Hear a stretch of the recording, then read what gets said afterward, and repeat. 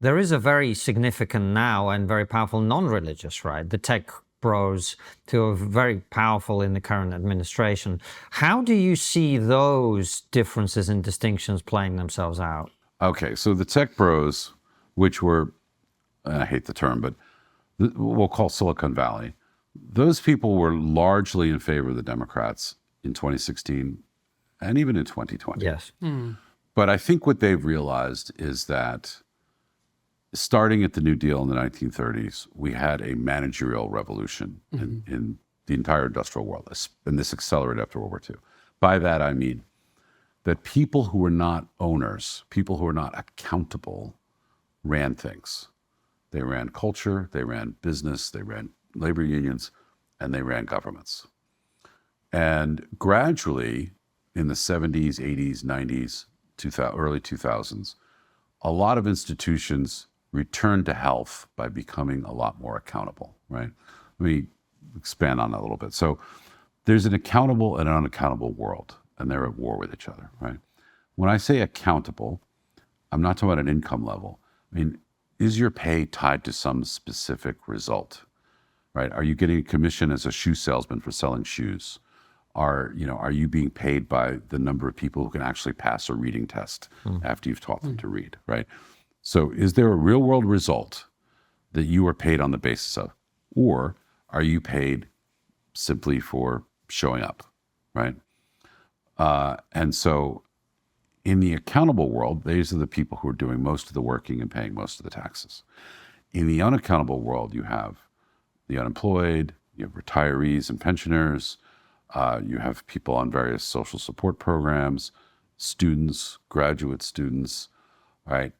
And the unaccountable world largely votes left. And the left-wing managerial revolution has been to insert layers to insulate people from accountability. And that has worked for them. That's how they've built their institutions. And now the accountable class, the people who live by results, have been just bedeviled by regulations and taxes and cultural hatred and so on. And they're sick of it, right? Add to that, Silicon Valley says, well, hang on. Why is the federal government the largest purchaser of fax machines on planet Earth? They're still sending documents by fax machine and by mail, by post, right? And then they have handwritten forms for things. Like these things 20, 30 years ago in the private sector moved to online forms, right? And back-end computers talking to each other. I had dinner a few months ago with the former Secretary of Labor, who said he fought a 4-year battle in the first Trump administration to just move these forms to an online form.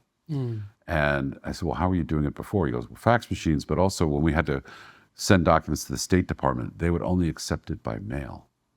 So they're printing these things out, putting a physical stamp on it, having the postal carrier show up, carry it, a few blocks across town. The State Department would solve. This is why, like, work permits and immigration application takes so long. The departments are literally mailing it back. And by the way, the same document moved back and forth 3 or 4 times, right? So Silicon Valley looks at all this and they say, okay, first of all, we have to expand the accountability class and shrink the unaccountable class. Second of all, there's tremendous opportunity to digitize government. So when the truest thing that Musk said that no one seems to understand is, he says, we're just tech support. Yes, if you look at the problem of administering the federal government, you say, well, how would we drag that, forget about it, into 2025? How would we drag it to 2005, right? How would we digitize government, right? So for Silicon Valley, obviously it's an enormous financial opportunity not for Musk himself, but for others in that world. But Musk himself is frustrated. He has to get FAA permission, which is an agency meant to regulate airports and airlines, for rocket launches. And he has to fax the form, right? And it takes days or weeks for them to respond, right? He's like, why is that? That's crazy, right? And they ask us for data. Like, we could just simply give them a data room and they could have online real-time digital access to the very data they care about, rather than sending us another letter. So there's two things going on at once, but the revolt of the accountable class. So last 30 years or so, we've made companies a lot more accountable, right? Not as accountable as Bernie Sanders would like, perhaps, but I think customer service is far better in America than it is other parts of the industrial world. Yep. Can confirm. Yeah, right. You know, I mean, at least the person who calls is going to pretend to care that you had a bad time, right? It's mostly a digital experience, and it's a customizable digital experience. You know, so you can tell them, you know, the chatbot, I want to be called Susie. They'll call you Susie, right? It's right. And there's just a frustration with the rigidity of government. And then I think the aha moment, and Mark Andreessen has said this, the aha moment was, wait a minute. In order to maintain your insulated, unaccountable class, you want to create cartels, and you want to create cartels in tech, pick winners and losers. And that would be bad for the industry, but bad for the country. And, you know, the old joke of we left the keys in the moon rover, you know, the car they drove around the astronauts, because we're going back.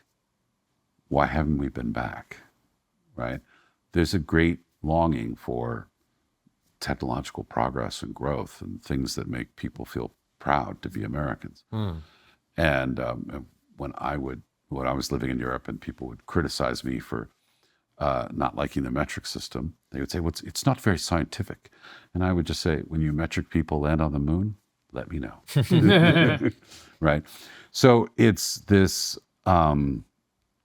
it's a confluence of factors. The idea that Musk is doing it to put money in his own pocket or that he has nothing better, it's just ridiculous. But the very fear of the unaccountable class is accountability, right? Tell me 5 things you did last week. Why is that terrifying? Because if you lived an unaccountable life, to us, it's ordinary, right? We would ask that question of ourselves, right? I'm sure each of us has had a time at the end of a day, like, did I get enough done today? Right? Yeah.